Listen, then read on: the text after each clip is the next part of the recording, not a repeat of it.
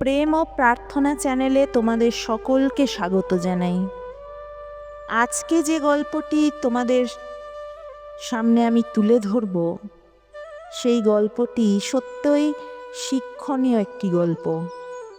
ভগবানের নামের মধ্য দিয়েও ব্যাকরণের মতন এক কঠিন বিষয় কতটা সহজ হয়ে ওঠে, তেমনই কিছু উপস্থাপনা।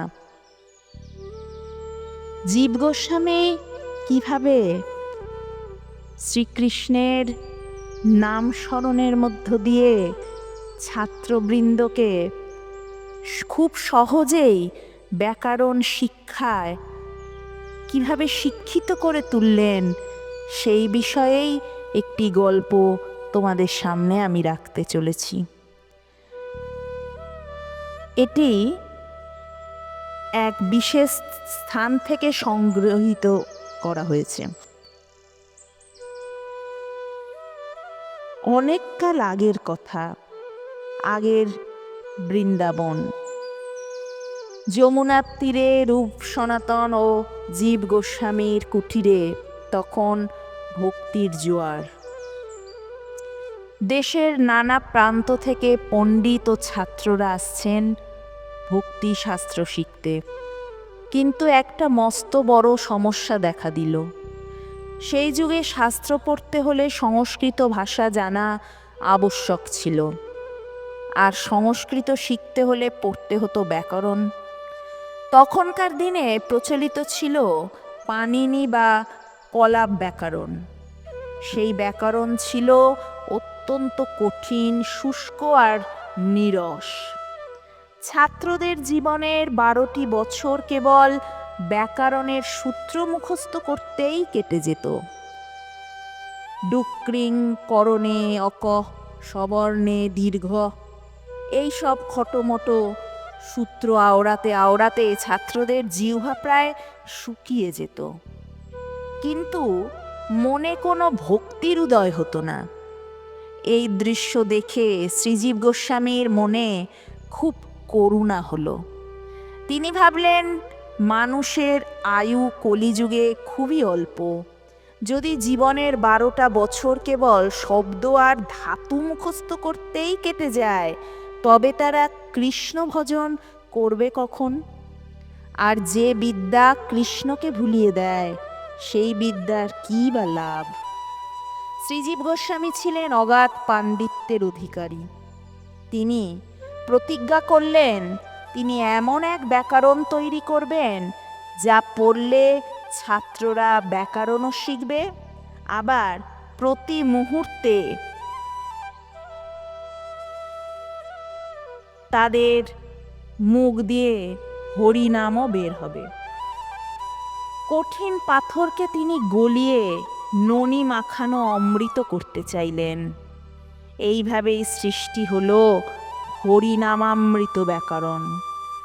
কিন্তু পণ্ডিতদের তর্কের জন্য এবং গভীর জ্ঞানের জন্য তিনি এর এক বিশাল সংস্করণ লিখলেন, যার নাম বৃহৎ হরিনামামৃত ব্যাকরণ। তবে চলুন দেখা যাক সেই অসাধ্য সাধন তিনি করলেন কি উপায়ে। শ্রীজীব গোস্বামী ছাত্রদের কাছে ডাকলেন, বললেন, আজ থেকে আমরা আর স্বরবর্ণ বা ব্যঞ্জন বর্ণ বলবো না। ছাত্ররা অবাক হয়ে বলল, তাহলে কি বলবো গুরুজি? শ্রীজীব গোস্বামী হাসলেন। তিনি বললেন, স্বরবর্ণ হলো সর্বেশ্বর। দেখো, স্বরবর্ণ অ আ হস্যই উচ্চারণ করতে কারো সাহায্য লাগে না। তারা স্বাধীন, ঠিক যেমন শ্রীকৃষ্ণ বা ঈশ্বর। তিনি কারো ওপর নির্ভর করেন না। তাই আজ থেকে স্বরবর্ণের নাম সর্বেশ্বর। ব্যঞ্জন বর্ণ হল বিষ্ণু ভজন অর্থাৎ ভক্ত। আর ব্যঞ্জন বর্ণ ক, খ, গ এদের উচ্চারণ করতে স্বরবর্ণের সাহায্য লাগে। যেমন ক বলতে গেলে লাগে, ঠিক যেমন ভক্তরা বা বিষ্ণু ভজন যারা করেন ভগবান ছাড়া অচল আমরা। তাই আজ থেকে ব্যঞ্জবর্ণের নাম বিষ্ণুজন। ছাত্ররা আনন্দে হাততালি দিয়ে উঠল। বর্ণমালার মধ্যেই তারা ভগবান আর ভক্তের সম্পর্ক খুঁজে পেল। এরপর এলো সন্ধি শেখার পালা। সাধারণ ব্যাকরণে সন্ধি মানে নিছক বর্ণের মিলন, কিন্তু শ্রীজীব গোস্বামীর ক্লাসে তা হয়ে গেল এক লীলা। তিনি শেখালেন, যখন একটি সর্বেশ্বর অর্থাৎ স্বরবর্ণ আর একটি সর্বেশ্বরের সঙ্গে মিলিত হয় তখন তাকে বলে সর্বেশ্বর সন্ধি। যেন ভগবানের এক অবতারের সঙ্গে আর এক অবতারের মিলন হচ্ছে। আর যখন কোনো বিষ্ণুজন অর্থাৎ ব্যঞ্জন বর্ণ তার সর্বেশ্বরের সঙ্গে মিলিত হয় তখন তা হলো ভক্ত ও ভগবানের মিলন। ছাত্ররা দেখল ব্যাকরণ আর শুকনো পড়া নয়, এ যেন রাধাকৃষ্ণের লীলা কথা। জীব গোস্বামী এবার শেখালেন শব্দরূপ। বললেন, শব্দ মানেই হলো বিষ্ণুপদ। সাধারণ ব্যাকরণে উদাহরণ দেওয়া হতো রাম গচ্ছতি, রাম যাচ্ছে, বা ঘট পততি, কলসি পড়ছে। জীব গোস্বামী সব উদাহরণ পাল্টে দিলেন। তার ব্যাকরণে উদাহরণ হলো কর্তা, কৃষ্ণ গোকুলং রক্ষতি, অর্থাৎ কৃষ্ণ গোকুল রক্ষা করছেন। কর্ম, ভক্ত হরিং ভজতি, ভক্ত হরিকে ভজনা করছেন। তিনি শেখালেন ব্যাকরণের বিভক্তিগুলি হলো বিষ্ণু ভক্তি।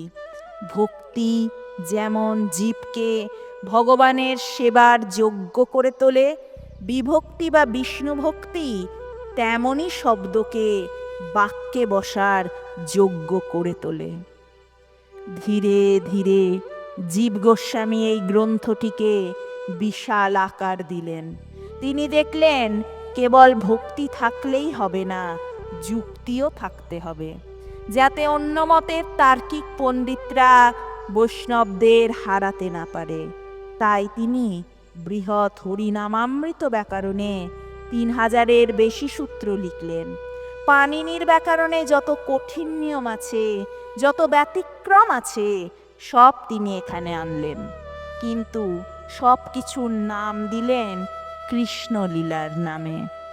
বিসর্গ হয়ে গেল বিষ্ণুচক্র, ঊনস্বার হল বিষ্ণুকুঞ্জ, দীর্ঘস্বর হল ত্রিবিক্রম বামনদেবের বিরাট রূপ, হর্ষস্বর হল বামন।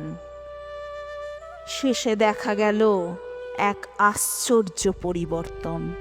শ্রীবৃন্দাবনের ছাত্ররা এখন যখন ব্যাকরণ পড়ে তখন তাদের চোখে জল আসে।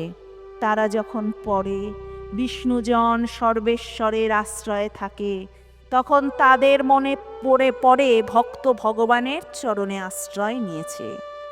জীব গোস্বামীর এই বৃহৎ হরিনামামৃত ব্যাকরণ প্রমাণ করল যে জাগতিক বিদ্যাকেও ভক্তিতে রূপান্তরিত করা যায়। যে ব্যাকরণ একসময় ছিল তেতো ওষুধের মতো, জীব গোস্বামী তাকে বানিয়ে দিলেন সুমিষ্ট ক্ষীর। আজও গৌড়ীয় বৈষ্ণব মঠগুলোতে পণ্ডিতরা যখন এই ব্যাকরণ পড়েন তারা ব্যাকরণ শেখার সাথে সাথে কৃষ্ণ নামের অমৃত আস্বাদন করেন। এইভাবেই জীব গোস্বামী ব্যাকরণ শাস্ত্রকে শুষ্ক মরুভূমি থেকে এক ভক্তি রসালো বৃন্দাবনে পরিণত করলেন। সত্যই শেখার বিষয় বটে। আজকের গল্পটিতে এক অনন্য বিষয় আমরা শিখতে পারলাম, জানতে পারলাম।